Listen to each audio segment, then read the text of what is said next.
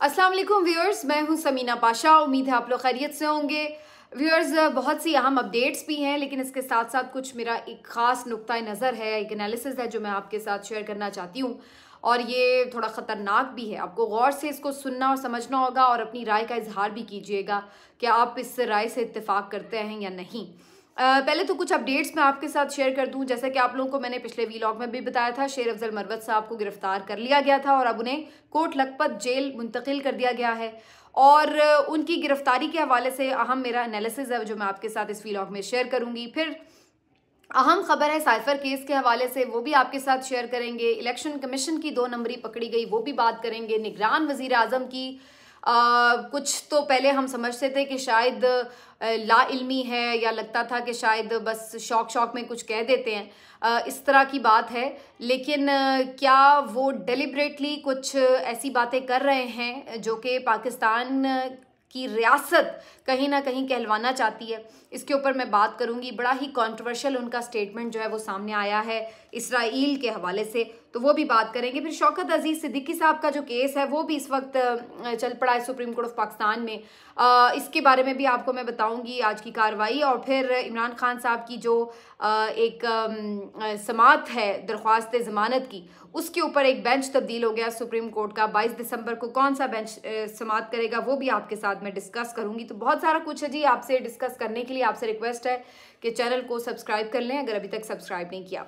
इमरान खान साहब की जो खबर है वो मैं आपको बता दूं। पहले जस्टिस तारिक मसूद साहब, जस्टिस अतर मिनल्ला साहब और जस्टिस मंसूर अली शाह साहब, 3 रुकनी बेंच है जो 22 दिसंबर को इमरान खान साहब की साइफर केस में दरख्वास्त ज़मानत पर समाअत करेगा। आपको याद दिला दूं, इस्लामाबाद हाई कोर्ट ने ज़मानत की दरख्वास्त मुस्तरद कर दी थी और उसके बाद अब अपील लेकर गई है पीटीआई सुप्रीम कोर्ट में। वहाँ पर काफ़ी दिनों से ये समाअत पेंडिंग थी, अब इसको फिक्स तो किया गया है। लेकिन जस्टिस तारिक मसूद साहब, अतर मिनल्ला और मंसूर अली शाह साहब इस बेंच का हिस्सा हैं। तारिक मसूद साहब के हवाले से मुझे लग रहा है कि ये जस्टिस आमिर फारूक साहब का ही पार्ट 2 है बेसिकली। और जिस बेंच में भी ये हैं वहाँ पर कुछ ख़ास उम्मीद नहीं रखी जा सकती कि ये कोई भी ऐसा फैसला करेंगे जिसमें कोई नरमी होगी या कोई रिलीफ मिलेगा, या किसी भी तरह इस्टेब्लिशमेंट के कोई खिलाफ खड़े होकर ये कोई फैसला दे सकेंगे, या यूं कह लीजिए कि पीटीआई को कोई इनसे रिलीफ मिलने की उम्मीद है। तो मुझे तो अब ये बात काफ़ी क्लियर नज़र आ रही है कि ऐसा कोई भी फैसला हो तो उसमें जस्टिस तारिक मसूद साहब को लाजमी बिठा दिया जाता है। तो अब जस्टिस तारिक मसूद साहब जो हैं वो अतर मिनल्ला साहब और मंसूर अली शाह साहब के हमरा जो हैं वो ये दरख्वास्त ज़मानत पर समाअत करने जा रहे हैं। तो 22 दिसंबर को देखते हैं जी क्या होता है इस हवाले से। लेकिन मामला कुछ 50-50 सा ही है। अतर मिनल्ला साहब बिल्कुल एक ऑनरेबल जज हैं और काफ़ी हद तक कहा जा सकता है कि वो आइन और कानून के मुताबिक जो है वो बात कर लेते हैं। मंसूर अली शाह साहब जो हैं उनके बारे में भी कुछ कहना क़ाबिल वक्त है। वैसे तो ये तरीका ठीक नहीं है कि हम फ़र्दन किसी जज को जज करें, लेकिन जो इस वक्त एक डिवीज़न है सुप्रीम कोर्ट में, उसकी वजह से जो बेंचेस बनते हैं उस पर नज़र रहती है और यही वजह है कि ये सारी चीज़ें जो है वो कंट्रोवर्शियल बनी रहती हैं। तो बहरहाल इस वक्त सिस्टम तो सारा इमरान खान साहब के अगेंस्ट है, तो इसलिए कोई भी खैर की तवक्को तो हमें नज़र नहीं आती किसी तरफ से।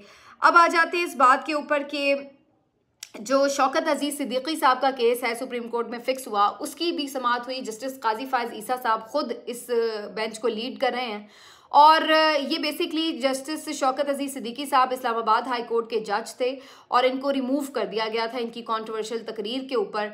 और उस वक्त के जो आईएसआई के चीफ है जनरल फैज़ हमीद साहब, उनके हवाले से इनके तहफ़्फ़ुज़ात थे कि उनके कहने के ऊपर उनको रिमूव किया गया है। और उसके बाद से फिर इन्होंने अपील भी दायर की, सुप्रीम जुडिशल काउंसिल में भी इनका मामला गया। फिर उसके बाद बीच में इनका मामला बिल्कुल किसी ने समाअत के लिए फ़िक्स ही नहीं किया और अब काफ़ी सालों के बाद जस्टिस काजी फायज ईसा साहब ने इनकी अपील को इस वक्त फिक्स किया है समाअत के लिए। तो काजी फायज ईसा साहब आज जब इस केस की समाअत कर रहे थे तो इस दौरान हामिद खान साहब हैं बेसिकली शौकत अजीज सिद्दीकी साहब के वकील, और ये इरफान सिद्दीकी साहब के भाई भी हैं। आपको मैं याद दिला दूँ जो कि सेनेटर इरफान सिद्दीकी साहब PMLN के सीनियर रहनुमा भी हैं और आप कह सकते हैं कि नवाज शरीफ साहब की तकारीर भी लिख कर देते हैं। तो बयानिया बनाने वाले जो कलम हैं उनमें इरफान सिद्दीकी साहब शामिल हैं। तो बहरहाल जी शौकत अजीज सिद्दीकी साहब के जो वकील हैं हामिद खान साहब, उनकी काफ़ी देर बहस मुबाहिसा हुआ है आज चीफ जस्टिस साहब के साथ। और चीफ जस्टिस साहब एज़ पर हिज रूटीन काफ़ी बहस कर रहे थे, उन्हें बात करने, जो कम अज़ कम मैंने उसमें लाइव चूँकि इसकी टेलीकास्ट हो रही थी, तो जो इसकी चीज़ें मैंने देखी उसमें मुझे यही नज़र आ रहा था कि वो बार बार अपनी बात पर ही इसरार कर रहे थे। और उनकी बात क्या थी, बेसिकली जब हामिद खान साहब अपना केस बिल्डअप कर रहे थे तो उसमें वो जिक्र कर रहे थे फैज़ हमीद साहब के हवाले से, उन्होंने नाम नहीं लिया उस तरह से, लेकिन इदारे की बात की। इस पर चीफ जस्टिस ने कहा कि क्या पूरा इदारा ही आप समझ रहे हैं कि उनके खिलाफ था, तो या फिर शख्सियात, और अगर शख्सियात हैं तो फिर आप शख्सियात को बाकायदा या तो पार्टी बनाएं, यानी उनको फरीक बनाएं और फिर उनका भी मौक़िफ़ लिया जाए, और या फिर आप ये कहें कि जी आप किसी शख्सियत को फरीक नहीं बनाना चाहते और उस पर फिर बात भी ना करें। अब हामिद खान साहब जो थे वो बात तो कर रहे थे, लेकिन वो इस बात पे क्लियर नहीं थे कि उन्हें फरीक बनाना है या नहीं उस वक्त के DGISI को। तो इस पर चीफ जस्टिस साहब ने काफ़ी उनको ग्रिल भी किया और इस पॉइंट पर लेकर आए कि या तो आप उन्हें फरीक बनाएं या फिर उनके ऊपर इल्ज़ामात ना लगाएं, क्योंकि हमें फिर वरना उनका मौक़िफ़ भी लेना होगा। तो बहरहाल बाद अज़ां मामला यही तय पाया, फिर मुशावरत के साथ अपनी क्लाइंट की कि अब उन्होंने उन्हें बाकायदा फ़रीक बनाने का फ़ैसला कर लिया है, और अब इस सिलसिले में उन्होंने 3-4 नाम और भी उस वक्त के जो ISI के मतलब मुख्तलिफ अफसरान थे उनके भी नाम शामिल किए हैं, और उनको अब बाकायदा फरीक बनाया गया है। अब इसको अगर एक तरह से देखा जाए तो बज़ाहिर यूँ लगता है कि काजी फ़ाइज़ ईसा साहब, एक तरफ तो ये बात ठीक लगती है उसूली तौर पर कि भाई उन्हें पार्टी बनाया जाए अगर आप उन पर बात कर रहे हैं, लेकिन दूसरी तरफ इसको एक एंगल से और भी देखा जा सकता है कि काजी फ़ाइज़ ईसा साहब जानबूझकर ये चीज़ इस तरह से कर रहे हैं और जनरल फैज़ हमीद साहब को लाना चाहते हैं अपनी अदालत में, उनके कटहरे में। सब जानते हैं कि काजी फ़ाइज़ ईसा साहब के अगेंस्ट जो रेफरेंस था उसके ऊपर सीधा सीधा जो इल्ज़ाम है वो यही है कि उसे प्रोवोक बेसिकली काजी फ़ाइज़ ईसा साहब के खिलाफ जो रेफरेंस था उसको फैज़ हमीद साहब ने किया था। तो बज़ाहिर ऐसा लगता है कि उनके अंदर जो फैज़ हमीद साहब के खिलाफ कुछ ज़ाहिर जज्बात पाए जाते हैं, और अब देखने वाले ये देख रहे हैं कि शायद जानबूझकर इस पॉइंट पर लाया गया इस सारे मामले को कि जिसमें फैज़ हमीद साहब को जो है वो कटहरे में आना पड़े, जवाबदेह होना पड़े। तो चूँकि हमारे यहाँ नॉर्मली ये प्रैक्टिस नहीं है कि ISI चीफ़ हों या आर्मी चीफ़ हों वो सिविल अदालतों में आकर कटहरों में खड़े हो रहे हों, जवाब दे रहे हो, तो बड़ा इसको तो हद तक आमेज़ समझा जाता है, इदारा अपने लिए इसको बड़ा तौहीन आमेज़ समझता है और ऐसा कभी होने नहीं दिया गया। लेकिन अब ये जो मामला है देखते हैं आगे किस तरह बढ़ता है, और क्या इसमें फिर अगेन एक वो हम चीज़ देखेंगे कि फिर इस्टेब्लिशमेंट अपने जो साबिक चीफ्स हैं उनको बचाने के लिए बीच में आएगी या नहीं, तो ये देखना होगा। तो बहरहाल ये एक इंटरेस्टिंग केस है, लेट्स सी कि इसमें से क्या निकलता है। अब आ जाते हैं इस बात के ऊपर कि नवाज शरीफ साहब ने भी आज खिताब किया। नवाज शरीफ साहब का खिताब जो था वो बिल्कुल भी मुझे ना पहले 21 अक्टूबर वाली उनकी जो तकरीर थी वो इम्प्रेसिव लगी, ना आज मुझे कोई ख़ास बात लगी। मैंने पहले भी कुछ दिन पहले आपसे कहा था कि वो बिल्कुल अटक कर रह गए हैं और उनके जो मामलात हैं, जो उनका जहन है वो कुछ और ही उन्हीं चीज़ों में उलझा हुआ है कि जहाँ पर उन्हें महसूस होता है कि उनको निकाला गया या उनके साथ ज़्यादती हुई या उनके खिलाफ साजिशें की गई। तो आज सारी कहानी उन्होंने रिपीट की, मेरे साथ ये हो गया, मेरे साथ वो हो गया। तो उनका वो जो अगेन एक रोना है, धोना है, वो चलता रहा सारा वक्त, और फिर उसके बाद आखिर में जा कर के उन्होंने फिर से वो बात रिपीट की कि जी जिन्होंने ये किया उनका हिसाब होना चाहिए। मैं इंतकाम की बात नहीं करता लेकिन हिसाब तो होना चाहिए। और फिर अल्टीमेटली उन्होंने ये भी बात की कि जी वो खिदमत करेंगे, और सारा वो दौर अपना बताना शुरू हो गए कि जी उस वक्त ये था, उस वक्त ये था, तो अब हम ऐसा कर देंगे, वैसे कर देंगे। तो ये बेसिकली एक नैरेटिव बिल्डिंग की कोशिश थी, और इसमें जो मेरा इस पे एनालिसिस है वो सिर्फ यही है कि नवाज शरीफ साहब आ गए हैं, ग्राउंड रियलिटी उन्हें नज़र आ गई है कि अवाम उनके साथ नहीं है। टीवी स्क्रीन पर रिकॉर्डेड एक खिताब करके उन्होंने एक बयानिया बनाने की नाकाम सी कोशिश की, और बयानिया उनका सिर्फ अब यही बनता नज़र आ रहा है कि सुहेल वड़ाई साहब ने आज जिसके ऊपर एक बात की, मैं उनकी बात को लेकर आपको अपनी कमेंट दे दूंगी। तो उन्होंने कहा कि जी पुरानी जो इस्टेब्लिशमेंट थी उनके साथ उनके गिले शिकवे हैं, और आज की जो इस्टेब्लिशमेंट है उनके साथ वो आगे चलना चाहते हैं। तो ये एक बयानिया जो है उन्हें अब कंफ्यूज कर रहा है, वो उलझ कर रह गए हैं। लेकिन मुझे ये समझ नहीं आया कि पुरानी इस्टेब्लिशमेंट के साथ उनके गिले शिकवे किस बात के थे। वहाँ तक तो बात ठीक थी जब तक कि वो जेल में थे, लेकिन उसके बाद 2019 से जब राब्ते शुरू हो गए थे, और ख्वाजा आसिफ साहब खुद ऑन रिकॉर्ड ये कह चुके हैं कि हमें जनरल बाजवा ने ऑफ़र कर दी थी कि आप पंजाब ले लें और फिर उसके बाद विफाक भी हम आपको बाद में दे देंगे, और फिर सारी जो साजिश है वो हमने देखा कि 2022 में जाके अंजाम पजीर भी हुई। तो फिर अब शिकवे किस बात के बाकी रह गए? मतलब आपके केसेस को मंतकी अंजाम तक पहुंचाने नहीं दिया गया। नैब के मामलात में पहले तो तमाम लोग ज़रूर गिरफ्तार हुए, बिल्कुल ठीक है, लेकिन फिर उसके बाद सारे रिहा भी हो गए। फिर नवाज शरीफ साहब को जेल से लंदन भी भिजवा दिया गया बड़े आराम से, और 50 रुपये के स्टाम्प पेपर पर भिजवा दिया गया। फिर उसके बाद हमने देखा कि उनकी इमरान खान साहब की हुकूमत भी तलपट कर दी गई। फिर उसके बाद तमाम लोगों को अपने अपने केसेस से रिलीफ फराहम करने के लिए तमाम उन्होंने इक़दाम भी कर लिए, केसेस भी ख़त्म हो गए।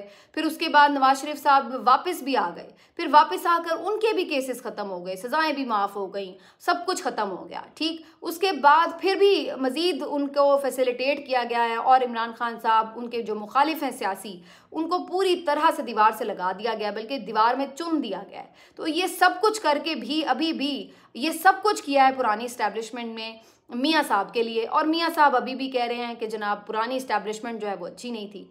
जहाँ तक उन्होंने आपसे साथ ज्यादती की तब तक तो समझ में आता है आप कहें अच्छी नहीं थी, लेकिन उन्होंने तो जितनी ज्यादती की मेरा ख्याल है उससे ज़्यादा आपके साथ इजाला कर दिया है, और अभी भी आपके शिकवे ख़त्म नहीं हो रहे कि जनाब इस्टेब्लिशमेंट ने मेरे साथ ये कर दिया या वो कर दिया। तो ये बात मुझे कुछ समझ में नहीं आई कि पुरानी इस्टेब्लिशमेंट के साथ भी उनके शिकवे क्यों हैं।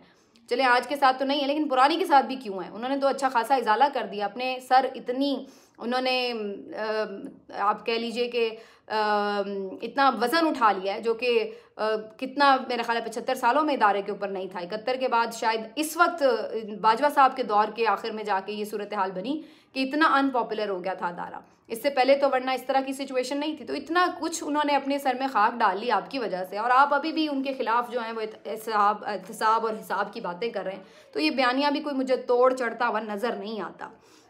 बहरहाल जी ये उनका एक सारा स्टेटमेंट है, लेकिन आवाम को कोई इंटरेस्ट नहीं है। आप देख लें कि कितने लोग इस पर बात कर रहे थे। आज सबसे ज़्यादा जो लीडिंग स्टोरी रही वो कौन सी रही? वो रही जनाब शेर अफजल मरवत साहब की स्टोरी, जहां पर हम देखते हैं कि शेर अफजल मरवत साहब को लाहौर हाई कोर्ट के बाहर से गिरफ्तार कर लिया गया। जो इसकी फुटेज सामने आती है वो भी बड़ी अफसोसनाक है। बज़ाहिर ऐसा लगता है कि उन्हें टॉक के लिए बुलाया गया, फिर उसके बाद उन्हें अचानक से धावा बोलकर गिरफ्तार कर लिया गया। दौरान गिरफ्तारी भी उनके साथ बड़ा तौहीन आमेज सलूक किया गया, कॉलर से पकड़ा गया, धक्कम पेल हुई और उन्हें ज़ोर ज़बरदस्ती करके गाड़ी में डाला गया। अब वो कोई ऐसे क्रिमिनल नहीं है जिसने कोई कर लिया हुआ है जुर्म जिसके साथ आप भाई इस किस्म का सलूक करें। वैसे तो किसी के साथ भी नहीं करना चाहिए, लेकिन अगर होता ना कि जी कोई बंदा है जो जुर्म कर बैठा है आपके सामने और आप उसको पकड़ धकड़ करके अंदर डाल रहे हैं तो फिर भी बात समझ में आती है। आपने MPO के तहत उन्हें गिरफ्तार किया। MPO का मतलब ये है कि गिरफ्तार अभी उसने कोई जुर्म किया नहीं है, खदशा है कि जनाब इसकी वजह से कोई अमन अमान की सूरत हाल पैदा ना हो। तो ये होता है बेसिकली।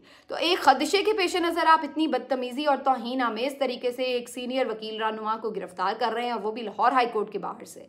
तो सबसे पहले तो ये सारे मनाजिर एक पार्ट 2 लग रहे थे, जिस तरीके से इमरान खान साहब को भी इसी तरह से हद तक आमेज तरीके से गिरफ्तार किया गया था। 12 शेर अफजल मरवत साहब को जब गिरफ्तार किया गया तो उसके बाद से जो सिचुएशन बनी है उसको मैं बड़ा क्लोजली मॉनिटर कर रही थी, और मेरे बहुत सारे कंसर्न्स हैं इसके ऊपर। पहली चीज़ तो मुझे ये लगा कि जो शेर अफजल मरवत साहब की गिरफ्तारी लाहौर में हुई है, इससे तो ऐसा लग रहा है कि कोई ख़ास मैसेज दिया गया है, क्योंकि जो उनके साथ काम करने वाले लोग हैं वो ये कह रहे हैं कि पहले उन्होंने यहाँ पर नहीं आना था, प्लान नहीं था, लेकिन फिर बाद में वो यहाँ पर आए हैं कन्वेंशन के लिए या खिताब के लिए बाहर से, और फिर उसके बाद अचानक से उनको गिरफ्तार किया गया। तो एक तो मुझे यहाँ लाहौर में उनका आने के बाद गिरफ्तार होना बहुत जो है वो ख़तरनाक लग रहा है। ख़तरनाक इसलिए लग रहा है कि ये कहीं हम फिर वो वाली सिचुएशन में तो नहीं जा रहे जो हम 71 में देख चुके हैं। मैं बार बार इस खदशे का इजहार क्यों कर रही हूँ? मैं इसलिए कर रही हूँ क्योंकि उस वक्त भी यही सूरत हाल थी कि भाई जैसे आज आपने एक मैसेज दिया कि भाई ठीक है जो करना है KP में करो, तुम वहीं रहो। यहाँ आकर अगर आप लोगों ने मैदान मारने की कोशिश की, कन्वेंशन करने की कोशिश की, कोई एक्टिविटी करने की कोशिश की, यहाँ नहीं हम करने देंगे। तो ये यहाँ वहाँ वाला जो मामला है ये तो फिर 71 में था कि वहाँ तुम यहाँ हम। तो आप यही पैगाम दे रहे हैं कि जी तुम उधर ही रहो, बस इधर का रुख ना करना। क्या पंजाब पाकिस्तान का हिस्सा नहीं है? क्या यहाँ पर जो खैबर पख्तूनख्वा में लोग बसते हैं या जो सिंध में लोग बसते हैं, क्या वो पंजाब में नहीं आ सकते? क्या वो यहाँ आकर सियासी सरगर्मी नहीं कर सकते? अगर उन्हें वहाँ इजाज़त है या वहाँ उनको ये लिबर्टी हासिल है तो यहाँ पंजाब में ये क्यों हासिल नहीं है? तो आपने आज क्लियर मैसेज दिया है कि अगर आपका ताल्लुक PTI से है, अगर आप PTI के नाम लेवा हैं, अगर आप PTI के कोई कारकुन हैं या सियासी लीडर हैं और आप कोई एक्टिविटी करना चाहते हैं तो आपको पंजाब में आज़ादी नहीं है। तो आपने तो ये फिर वही यहाँ तुम वहाँ हम वाली जो सिचुएशन है वो क्रिएट कर दी। कि पीटीआई का बंदा फिर पंजाब का नहीं हो सकता। वाह, क्यों भाई? ये तो वही आप खतरनाक सूरत हाल की तरफ ले गए हैं। उन्हें आप ये बावर करवा रहे हैं कि अगर आपने खान के साथ रहना है, पीटीआई के साथ रहना है, तो वहीं रहो भाई। ये कितना खतरनाक अमल था कि यहाँ आकर उन्हें यूं गिरफ्तार किया जाए, यहाँ पर पीटीआई को ना कुछ करने दिया जाए। ये इसलिए इस एंगल से बहुत ज़्यादा अलार्मिंग था। और दूसरा जो इसका एंगल था अलार्मिंग, वो ये था कि उसके बाद एक बहस शुरू हो गई कि जी देख लें, खैबर पख्तूनख्वा वाले बड़े गयूर हैं, पंजाब वाले तो बड़े कोई बेगैरत किस्म के लोग हैं, इन्होंने यहाँ पर मेहमान को गिरफ्तार करवा दिया वहाँ पर। तो वो एक पंजाब और पठान की जो बहस थी वो शुरू हो गई। ये इटसेल्फ एक ख़तरनाक अमल है कि आपने ऐसा किया कि दो जो मुख्तलिफ अक़वाम हैं उनको एक दूसरे के आमने सामने खड़ा कर दिया, पख्तून और पंजाबियों को। तो ये एक प्रोवोक करने की भी साजिश हो सकती है कि भाई इस किस्म की एक तासुब उभरे। और ये पीटीआई को एक जो पीटीआई का एक एलिमेंट है कि जनाब ये केपी में भी है, सिंध में भी एग्जिस्ट करती है, बलूचिस्तान में भी एग्जिस्ट करती है और पंजाब में भी, चारों सूबों में एग्जिस्टेंस है इसकी। तो जानबूझ के ये दरार डाली जा रही है कि जैसे आपको ये बताया जा रहा हो आपस में पीटीआई केपी वाले और पीटीआई पंजाब वाले आपस में भिड़ जाएं कि देखो तुम लोग कमज़ोर हो, तुम लोग ऐसे हो, तुम लोग बुज़दिल हो, हम लोग वहाँ पे तगड़े हैं, तो वो आपस में भी उलझ जाएं। तो ये दोनों तरह से ही बहुत ख़तरनाक अमल है कि आप जो हैं वो लोगों को आपस में फसाद करवाने के लिए एक इस तरह की सिचुएशन क्रिएट कर दें। आई होप कि ऐसा ना हो, लेकिन ये ख़तरनाक चीज़ थी। और उसके बाद हम सारा दिन इसी के ऊपर डिस्कशन देखते रहे, सोशल मीडिया के ऊपर चलती रही है। अब कल के लिए लाहेअमल का ऐलान किया जा रहा है, वकला भी अब थोड़े एक्टिव हो रहे हैं। कल ये देखते हैं कि कोर्ट में पेश करते हैं, ज़मानत होती है नहीं, लेकिन हो सकता है कि हो भी जाए और ये भी हो सकता है कि फिल वक्त उन्हें ना खोला जाए, ना आज़ाद किया जाए। लेकिन ये काफ़ी ख़तरनाक जो है वो सिचुएशन बन चुकी है। और इसके ऊपर मैं आपको ये भी बता दूं, एक और जो बड़ी इम्पॉर्टेंट अब खबर आई है सामने, वो ये कि जो साइफर केस का मामला है उसमें ये खबर आई है कि ना सिर्फ ये कि ये इन कैमरा ट्रायल होगा, बल्कि इस बात पर भी पाबंदी लगा दी गई है कि सोशल मीडिया के ऊपर इसको डिस्कस भी नहीं किया जाएगा, ना मीडिया पर, इलेक्ट्रॉनिक मीडिया पर, ना प्रिंट मीडिया पर, और ना ही सोशल मीडिया पर इससे मुतालिक रिपोर्टिंग भी नहीं की जा सकेगी। जज साहब ने ये भी अपने ऑर्डर में लिख दिया है। अब ये मतलब टोटली एक आप कह लें कि टोटली फाशिज्म है, टोटली ये एक ऐसा ट्रायल है जिसको किसी तौर आप डिफेंड ही नहीं कर सकते कि ये कोई फेयर ट्रायल हुआ है, कि यानी रिपोर्टिंग की भी इजाज़त नहीं है। तो ये तो फिर आप सीधा सीधा सज़ा सुना दें, फिर ये इतना तकल्लुफ़ करने की ज़रूरत क्या है जो आपने हरकतें शुरू की हुई हैं। तो ये आप अंदाज़ा लगा लें कि इसके बाद स्टेट ऑफ अफेयर्स क्या है। क्या इसके बाद भी कोई ये शक शुबा रखता है कि इस वक्त मुल्क जो है उसमें कोई आइन और क़ानून की, कोई जमहूरियत की कोई रमक बाकी भी रह गई है? मुझे इस तरह की कोई चीज़ नज़र नहीं आती। सोशल मीडिया सबको इसीलिए बुरा लगता है। अब हम भी आपको ना बताएं जी कि जनाब अंदर साइफर केस में क्या हो रहा है, और जो इनका दिल करे मनमानी करते फिरें। ये है हकीकत कि हम यहाँ पर बैठकर आप लोगों को अगर हकीकत से आशना करते हैं, हकीकत बताते हैं, वो भी बुरा लगता है। और अब उसके ऊपर उन्होंने बाकायदा ये लिख दिया है कि अगर किसी ने कार्रवाई की तो उसके खिलाफ कार्रवाई होगी, उसको पकड़ लिया जाएगा। तो अब ये सोशल मीडिया को भी जकड़ने की पूरी एक प्लानिंग कर रहे हैं। इस सिलसिले में 2-3 और भी खबरें हैं। आज काजी फायज़ साहब ने भी ये बात की कि जी ये जो मोबाइल लेकर सहाफ़ी बन गए हैं, लाहौर हाई कोर्ट ने भी इससे मुतालिक कुछ बात की है। मैंने ये भी सुना है, कल आमिर मतीन साहब इस बारे में ख़बर दे रहे थे कि कोई स्पेशल जो एजेंसी है वो बना दी गई है जो यूट्यूब और ये जो सोशल मीडिया कंटेंट है उसको मॉनिटर करे। तो ये सारा बेसिकली कहानी वही है आज आके कि जो मर्जी यहाँ पर आइन और कानून के साथ खिलवाड़ होता फिरे। मेन स्ट्रीम मीडिया को तो हम काबू कर ही चुके हैं, सोशल मीडिया काबू नहीं आ रहा, इसको किसी तौर जो है वो जकड़ा जाए, पकड़ा जाए, और यही अब इनको जो है वो खल रहा है। तो ये बहुत अफसोसनाक सी सारी सूरत हाल है। मुझे जो अनवारुल हक काकड़ साहब हैं उनके स्टेटमेंट के ऊपर भी बात करनी थी जो उन्होंने इसराइल के हवाले से दिया, लेकिन अब अगली वीडियो में इसके ऊपर बात करेंगे। अपना ख्याल रखिए, अल्लाह हाफिज़।